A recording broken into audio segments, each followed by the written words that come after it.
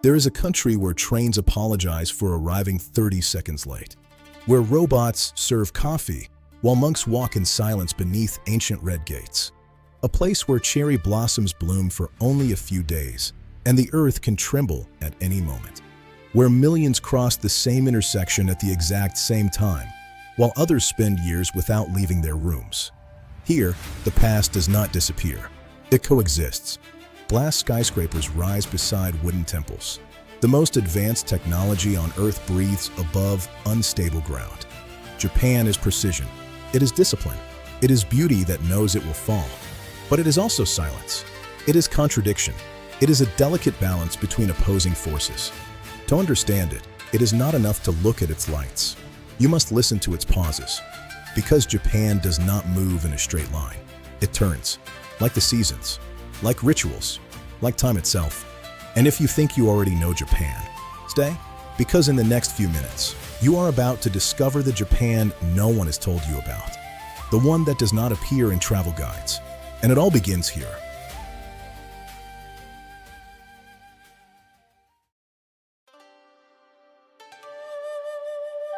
Before understanding its cities, we must look at the map. Japan is not a single block of land.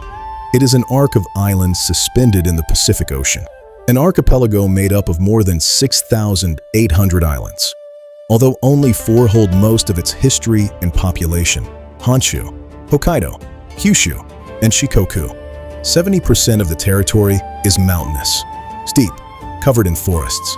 Cities did not grow by choice.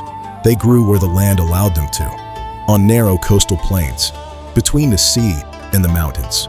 More than 120 million people live here in a limited and fragmented space. But Japan is not only geography, it is also a tectonic frontier. It lies on the Pacific Ring of Fire, where several continental plates meet and constantly collide. The country has more than 100 active volcanoes and records thousands of earthquakes every year. It is unstable land, unpredictable, and yet, on this shifting ground, one of the most organized societies on Earth was built. A mountainous country, seismic, fragmented, that chose not to fight its geography, but to adapt to it.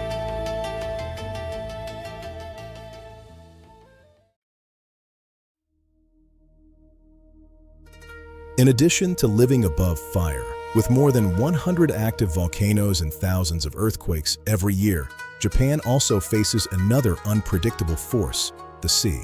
On March 11, 2011, at 2:46 in the afternoon, a magnitude 9 earthquake struck the northeast of the country. It was one of the most powerful ever recorded. Minutes later, a tsunami with waves exceeding 10 meters swept entire towns away. Ships were left on top of buildings. Streets vanished beneath the water. More than 18,000 people died or went missing. In Fukushima, the disaster triggered a nuclear accident that forced thousands of families to evacuate. But it was not the first time Japan had to begin again. In 1995, the Kobe earthquake left more than 6,000 dead. In 1923, the Great Kanto earthquake destroyed much of Tokyo. Every generation in Japan has faced catastrophe, and yet, every generation has rebuilt. Infrastructure reinforced, buildings designed to sway instead of collapse, early warning systems that alert citizens seconds before impact. Here, memory does not paralyze, it prepares. Japan is not strong because it does not suffer. It is strong because it has learned to rise again and again.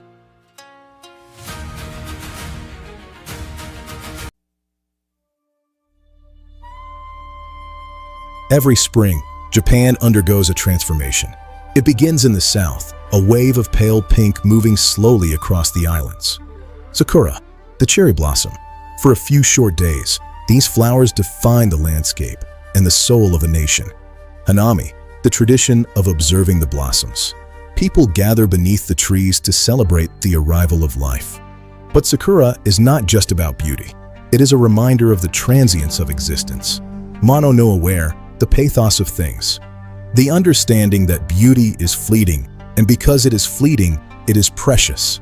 As the petals fall like snow, they mark the passage of time, a cycle of rebirth that has repeated for centuries. In the ephemeral bloom of the cherry tree, Japan finds its reflection. Quiet, perfect and temporary.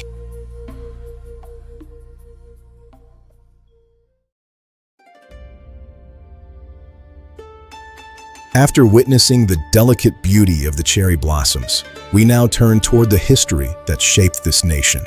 According to tradition, Japan's imperial line dates back to 660 BCE. It is the oldest hereditary monarchy in the world. For centuries, the emperor was considered a direct descendant of the sun goddess Amaterasu. More than a political ruler, he was a sacred figure and spiritual axis of the state.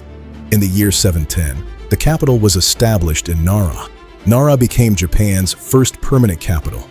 Here, a centralized state inspired by Chinese models was formed, and Buddhism became a pillar of national identity.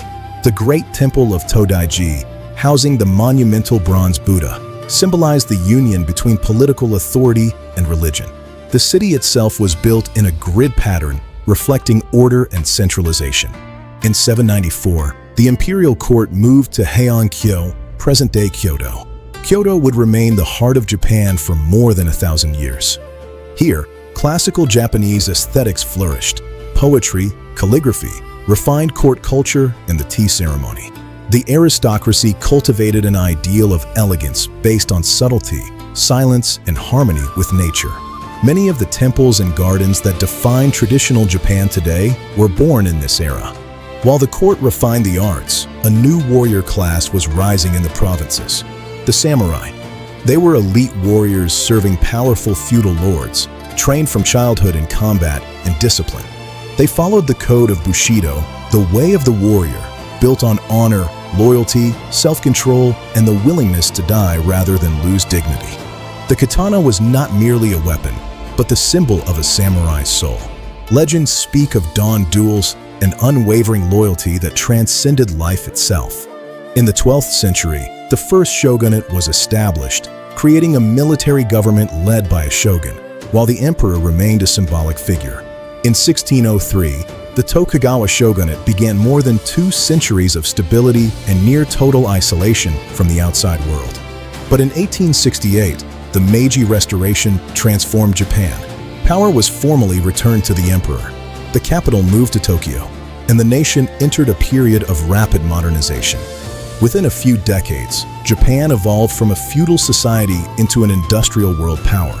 After the Second World War, the emperor renounced his divine status and Japan adopted a democratic constitution. Yet the imperial institution remains. Across centuries of change, Japan has never broken its historical continuity. And that continuity is the foundation upon which modern Japan stands.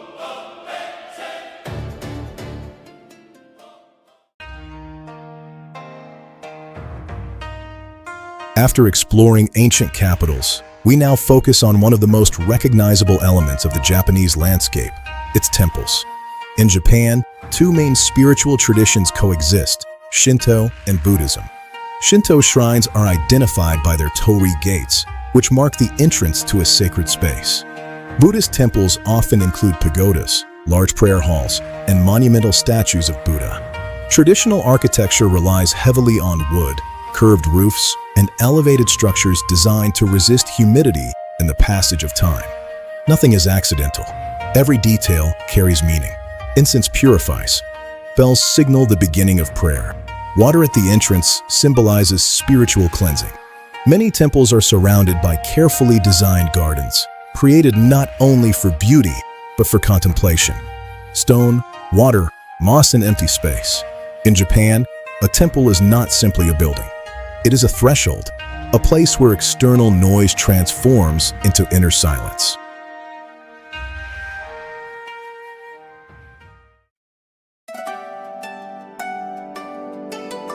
After exploring Japan's temples, we now move toward one of the most recognizable sacred sites in the country, Fushimi Inari.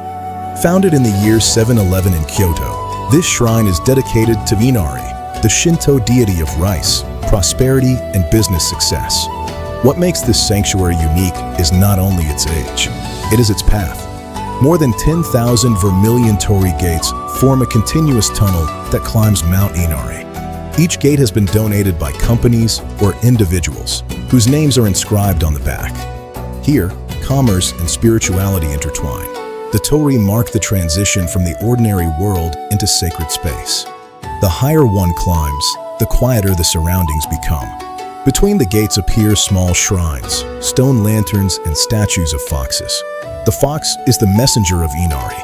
In their mouths, they hold symbolic keys representing access to rice granaries. Unlike monumental temples built around a central hall, Fushimi Inari is an experience in motion. It is not simply visited.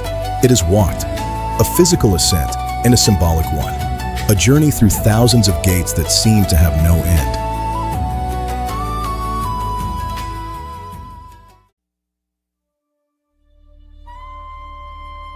After walking through ancient temples, we now move toward another kind of sanctuary, one without walls. Japan is one of the most densely populated nations on Earth, yet more than 70% of its territory is mountainous and covered in forests. Much of this land is protected as national park.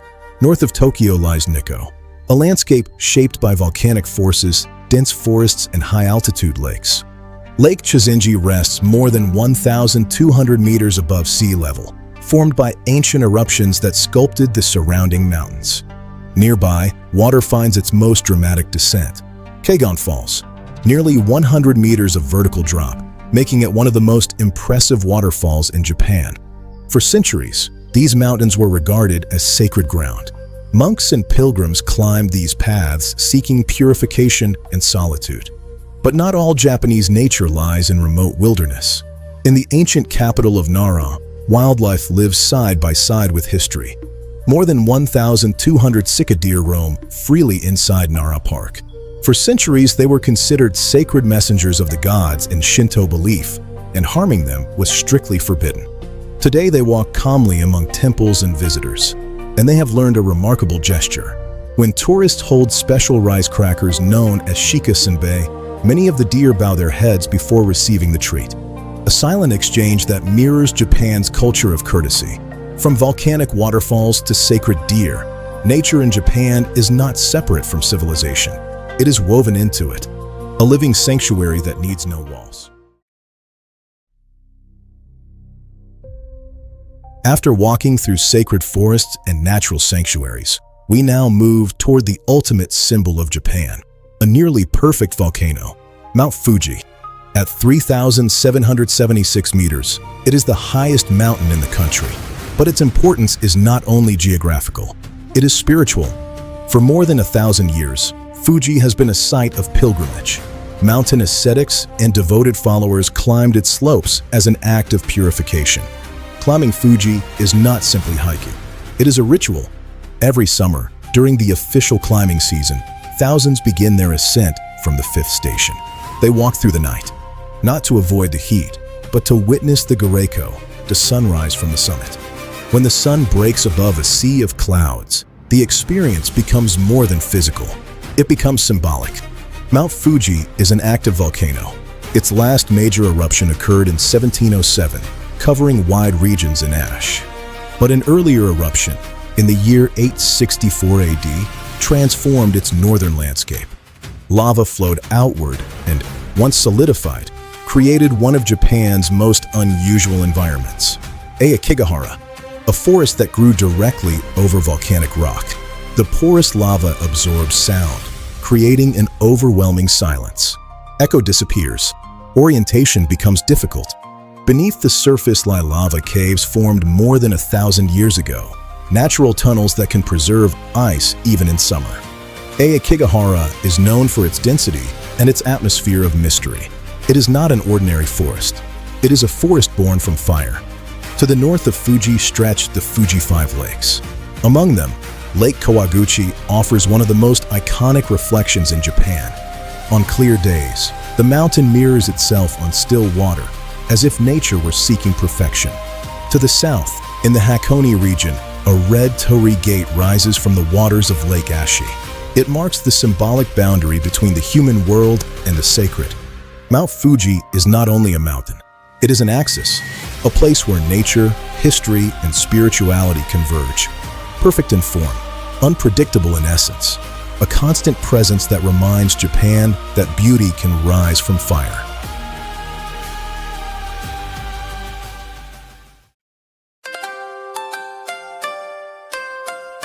After contemplating Mount Fuji from its summit, we now move toward the waters that surround it. To the north of the volcano lies the region known as Fujigoko, the 5 lakes of Fuji.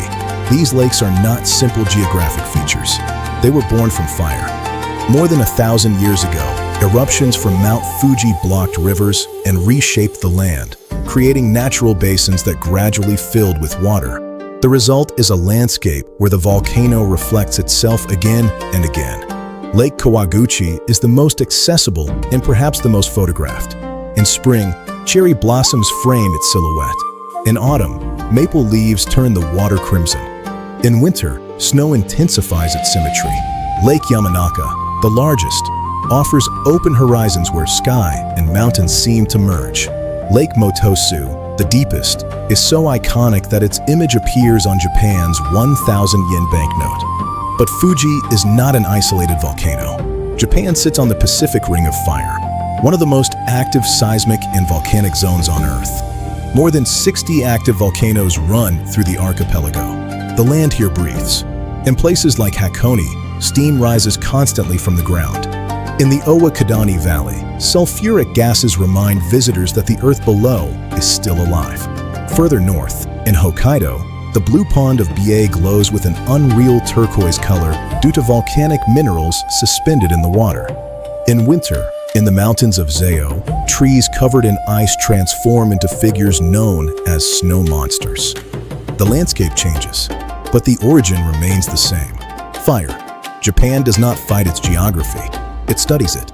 It monitors it. It respects it. Early warning systems, earthquake-resistant architecture, and constant education prepare the population to live with risk. Here, beauty is not accidental. It is the result of a permanent tension between destruction and creation. The 5 lakes reflect Mount Fuji, but they also reflect something deeper. A nation built on moving tectonic plates. A constant balance between serenity and eruption.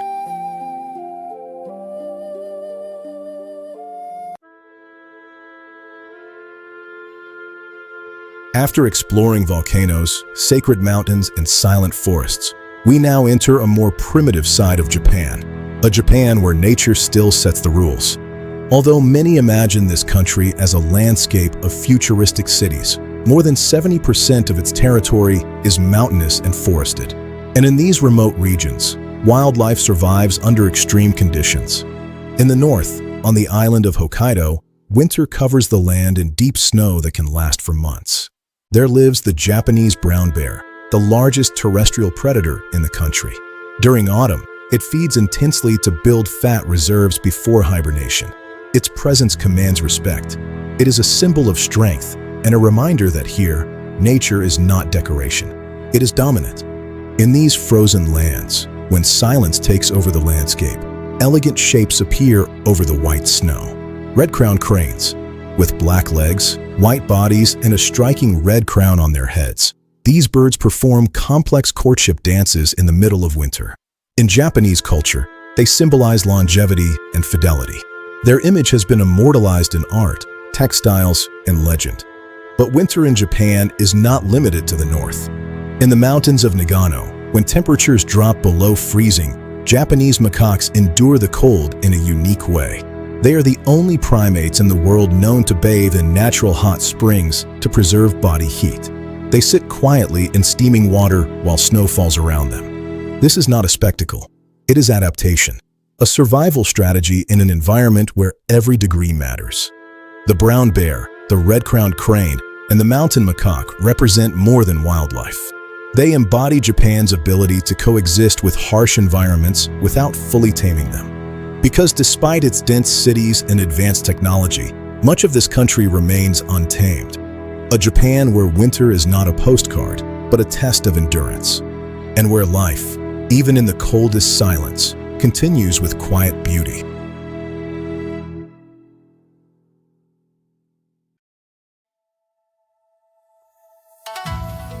Our final journey through the natural wonders of Japan takes us to the so-called Japanese Alps.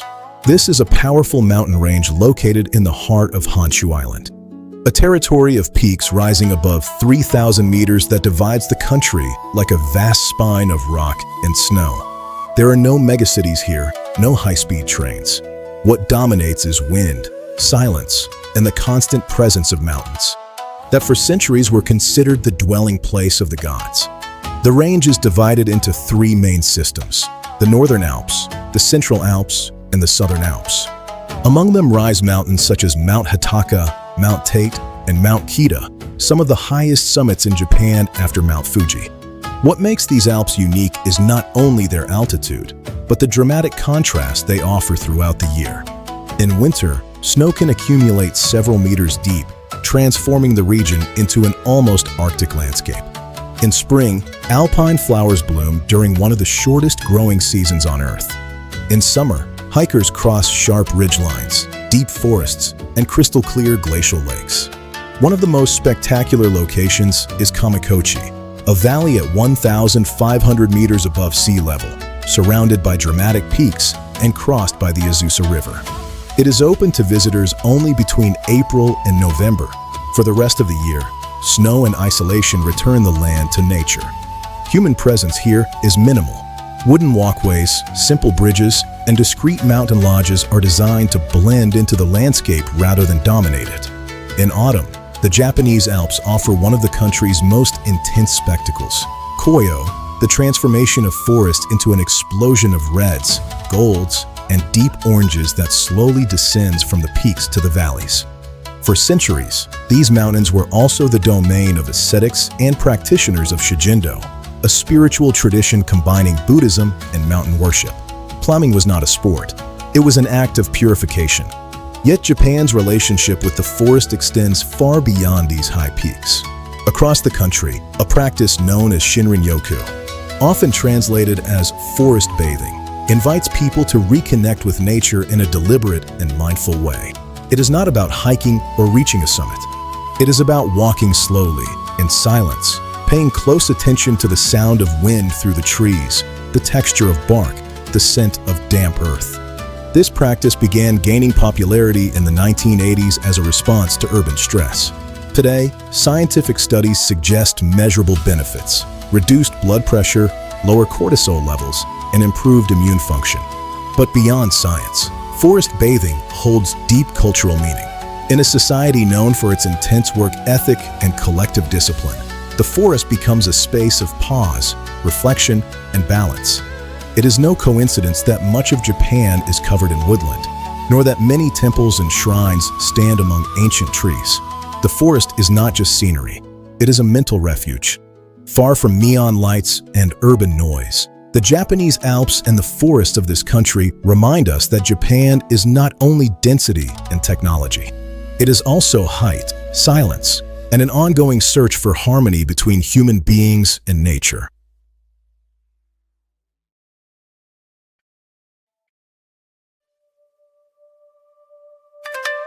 After exploring mountains and forests where silence dominates the landscape, we now step inside, not into a city, but into the interior of a traditional Japanese home. In Japan, the way space is built and the way the body moves within it follow the same philosophy.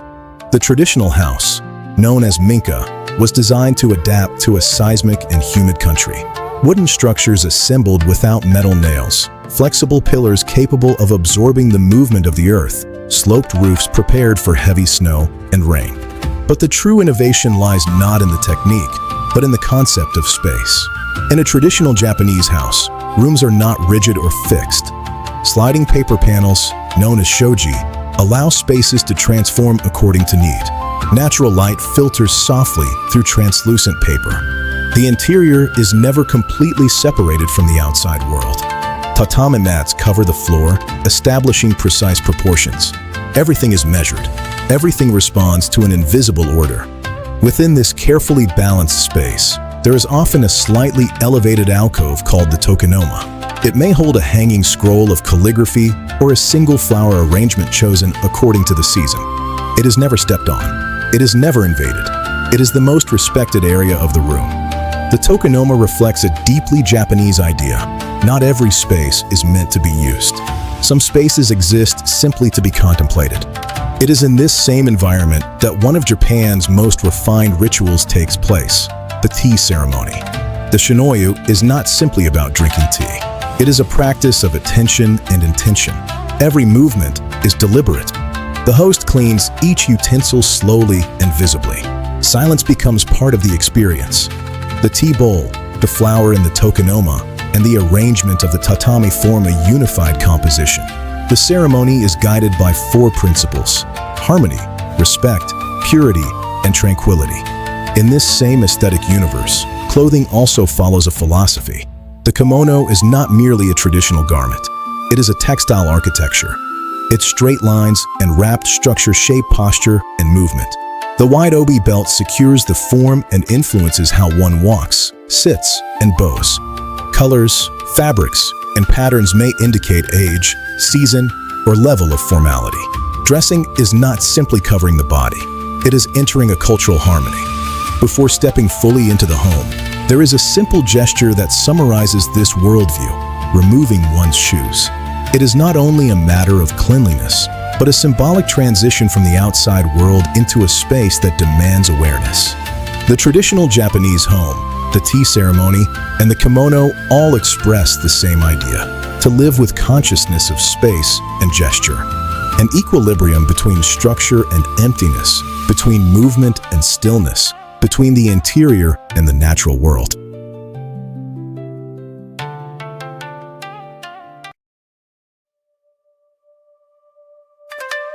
After stepping inside the traditional Japanese home, we begin to understand that the garden is not an exterior addition. It is an extension of the interior space. In Japan, architecture and garden design form a single composition. The house opens toward the landscape. The lines of tatami continue into gravel, moss, and water. There is no separation. There is transition. A Japanese garden does not attempt to dominate nature. It seeks to reinterpret it. It is not wild or excessive. It is carefully composed, where every element carries meaning. There are several types of gardens, each with its own purpose and philosophy. The stroll garden, known as kayushiki, is designed to be experienced through movement.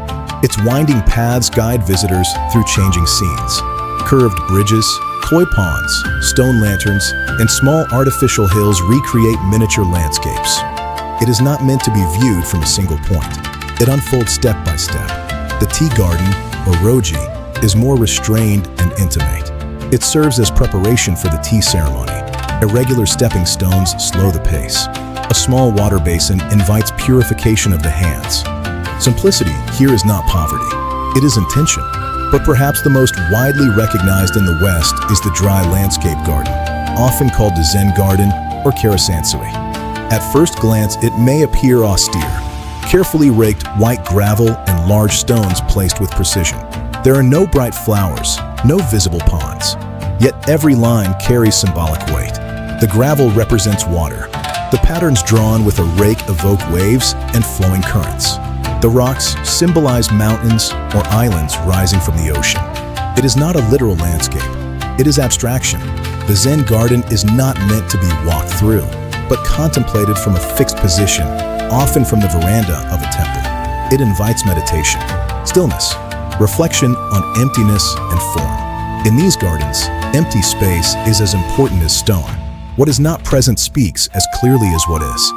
Moss plays a central role in many ancient gardens. It is not planted for decoration, but allowed to grow slowly over time. It represents permanence, patience, and the quiet passage of years. Stone lanterns, wooden gates, and small bridges never seek dominance. They integrate with restraint. Everything is arranged to appear natural, even though it has been carefully designed. The Japanese garden is not a spectacle meant to impress. It is an exercise in balance. A balance between nature and artifice, between form and emptiness, between what is seen and what is suggested. Just as the house teaches how to inhabit space, the garden teaches how to contemplate it. And in this silent dialogue between architecture and landscape, Japan reveals once again its constant search for harmony.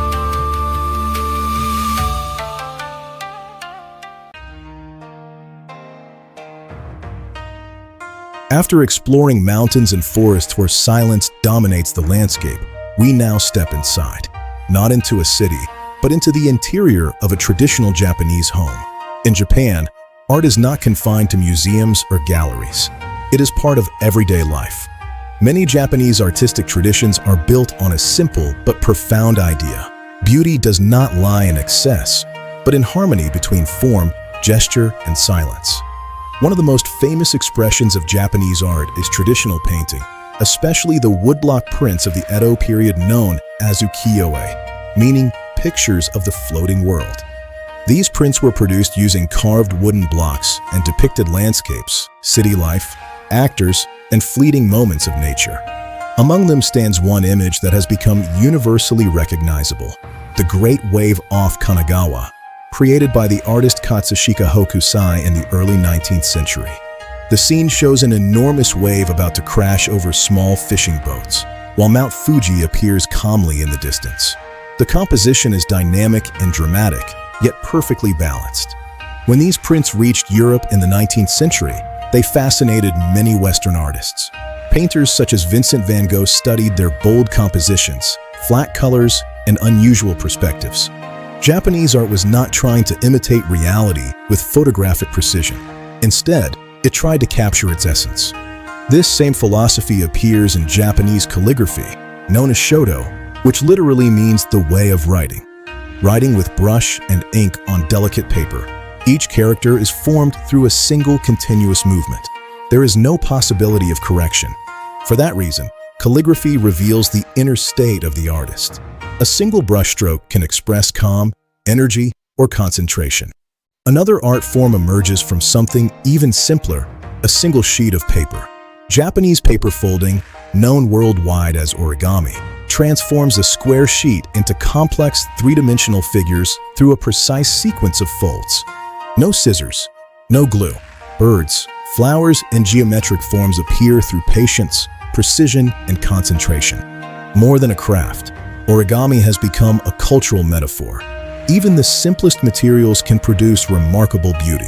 Nature itself also becomes the medium of art through Ikebana, the Japanese art of floral composition. Unlike Western bouquets, Ikebana does not seek abundance or symmetry. Instead, it is based on elegant lines that symbolize three elements: heaven, earth, and humanity. A single flower, a curved branch, or an imperfect leaf can define the entire arrangement. In Ikebana, empty space is as important as the flowers themselves. Behind all these art forms lies an aesthetic philosophy known as wabi-sabi. Wabi-sabi celebrates the beauty of imperfection, simplicity, and the passage of time. Instead of hiding the cracks, artisans fill them with lacquer mixed with gold powder. Weathered wood, faded colors, and irregular forms are not flaws. They are signs of life. One of the most striking expressions of this idea is kintsugi, a traditional technique used to repair broken ceramics. The fracture becomes visible and even more beautiful than before. The object does not try to look new again. Its history becomes part of its identity.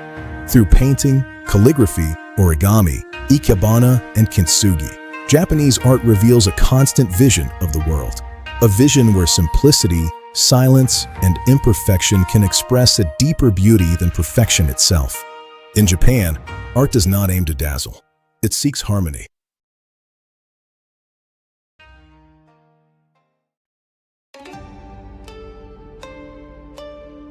Very close to what we have seen about Japanese art, we find another form of everyday aesthetic expression: gastronomy. In Japan, cooking is not simply about preparing food. It is also a form of art where every detail matters.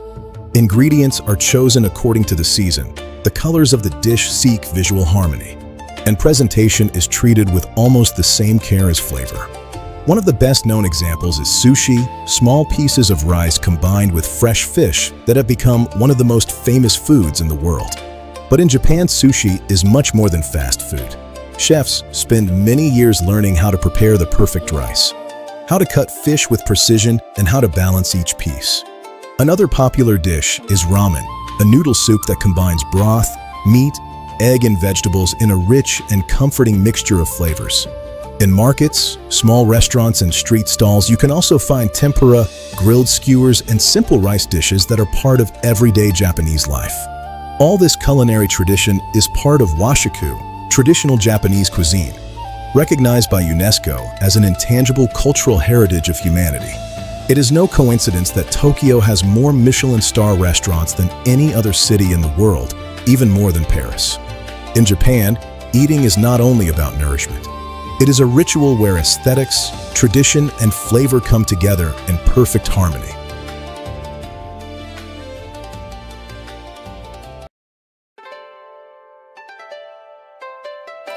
Our journey has gradually helped us understand many things about Japan that connect with its deepest essence.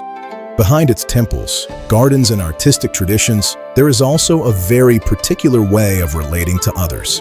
In Japan, there is a well-known expression, reading the air, or kuki wa yomo. It means being able to sense what is happening around us without the need for words. To interpret the atmosphere, gestures, or silence in order to understand what is appropriate in each moment. In Japanese society, group harmony is deeply valued. For this reason, people often avoid direct confrontation or overly direct statements. Instead, individuals are expected to understand the context, to know when to speak and when it is better to remain silent. This social sensitivity is connected to another important principle, avoiding causing inconvenience to others. There is even a word for it, maiwaku. Not disturbing others is considered an essential part of everyday etiquette.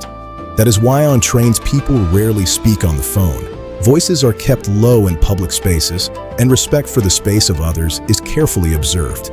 Understanding these invisible rules helps explain many customs of the country. Japan's famous punctuality, the order of its public spaces, and the calm atmosphere, even in crowded places, are not accidental. They are the result of a culture in which each individual tries to contribute to collective harmony.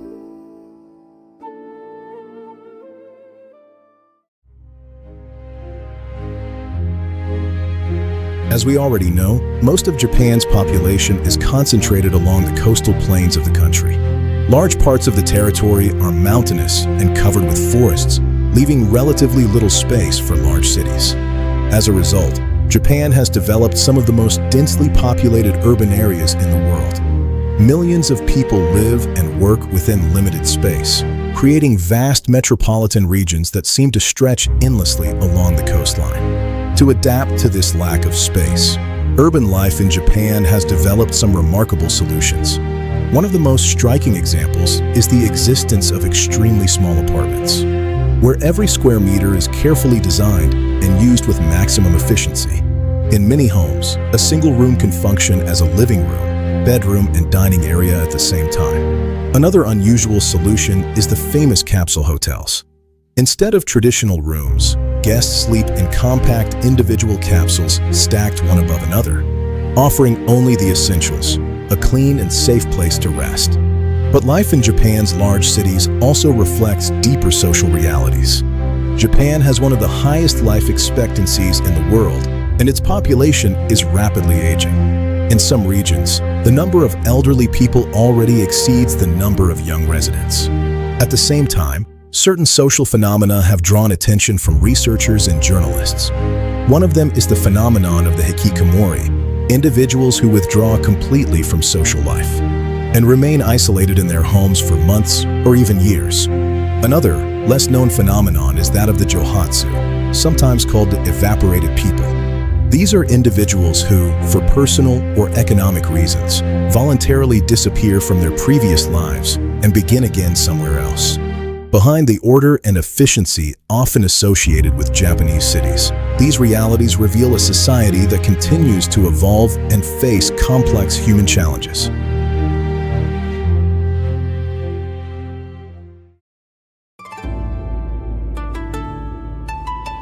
Japan has many important cities, each with its own character and history.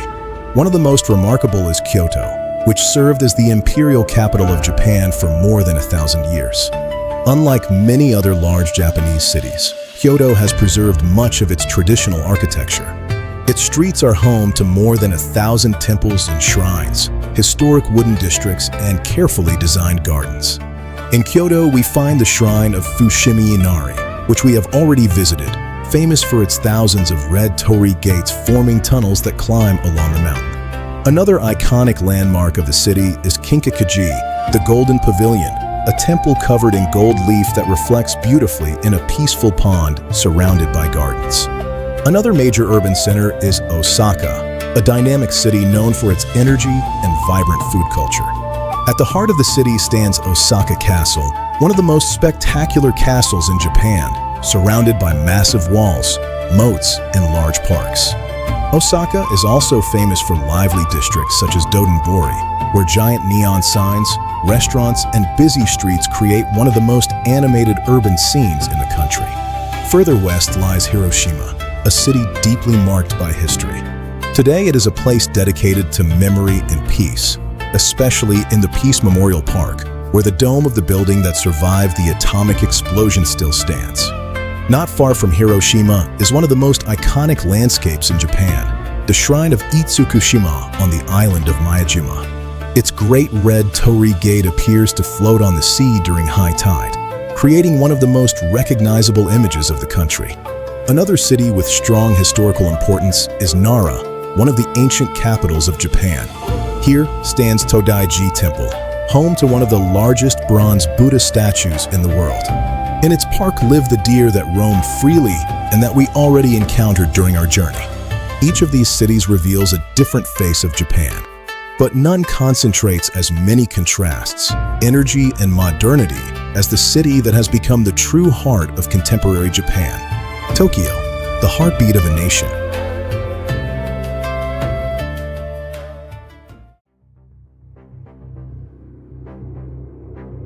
Tokyo is one of the largest and most fascinating cities on Earth. If we consider its entire metropolitan area, more than 37 million people live here, forming the largest urban concentration in the world. Yet Tokyo does not feel like a single city. Instead, it is a vast mosaic of neighborhoods, each with its own personality. One of the most iconic places is Shibuya, famous for its pedestrian crossing, often described as the busiest intersection on the planet. At peak moments, thousands of people cross from every direction at the same time, creating one of the most recognizable urban scenes in the world. Just a short walk away lies Harajuku, the district of youth, fashion, and creative trends. Its streets are filled with colorful shops, themed cafes, and styles that blend tradition, pop culture, and futuristic design. Only minutes from there, the atmosphere changes completely. The Meiji Shrine, surrounded by a large forest in the heart of the city, offers one of the most peaceful spaces in Tokyo. Its massive torii gates mark the entrance to a world where the noise of the metropolis suddenly fades away. Another famous district is Akihabara, known worldwide as the capital of electronics, anime, and video games. Here, enormous technology stores, arcades, and pop culture shops create a vibrant environment that attracts visitors from across the globe. But when night falls, Tokyo reveals another of its most spectacular faces. In Shinjuku, illuminated skyscrapers, giant screens, and neon-lit streets create one of the most impressive night cityscapes anywhere in the world. From the observation deck of the Tokyo Metropolitan Government Building, visitors can enjoy breathtaking panoramic views over the endless urban landscape. Nearby, a narrow alley called Omoide Yokocho preserves the atmosphere of old Tokyo, with tiny traditional restaurants glowing under rows of lanterns. Among the most recognizable landmarks of the skyline stands the Tokyo Tower, inspired by the Eiffel Tower. And rising even higher above the city is the Tokyo Skytree, a massive broadcasting tower more than 600 meters tall that dominates the horizon. Yet Tokyo also preserves deeply historic corners. In the district of Asakusa stands Sensoji, the oldest temple in the city. Approach through the famous Kimonaramen Gate and a lively street lined with traditional stalls and shops. Tokyo is a city of constant contrasts, ancient temples and futuristic skyscrapers, traditional alleys and avenues filled with giant digital screens. A metropolis that never truly stops. An urban universe where, both day and night, there is always something new waiting to be discovered. Tokyo, the heartbeat of a nation.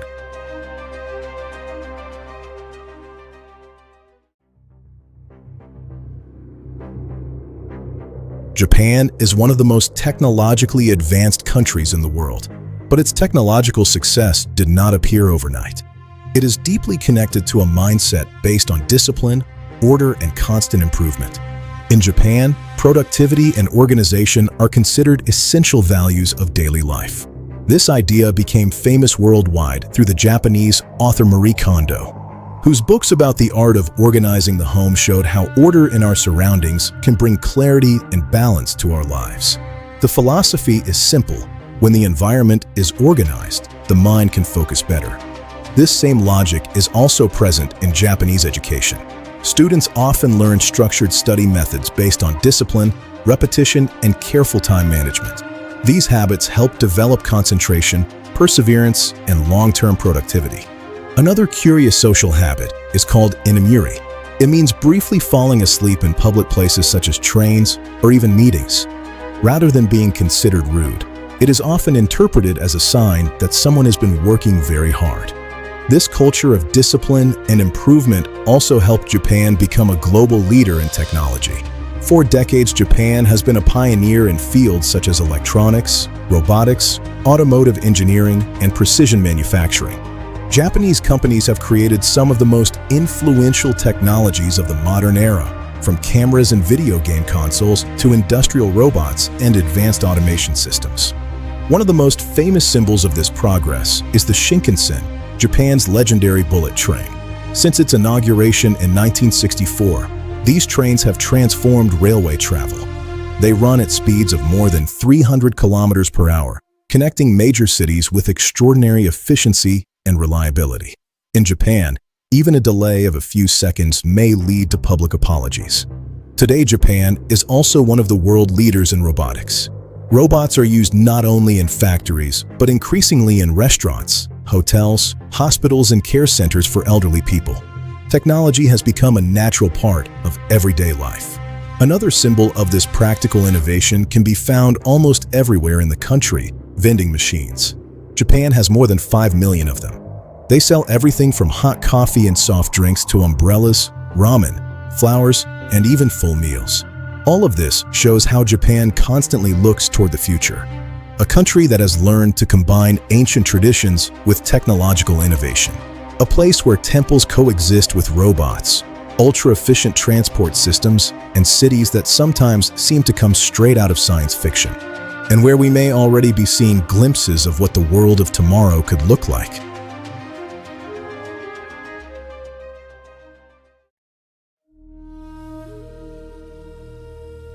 Our journey through Japan is coming to an end.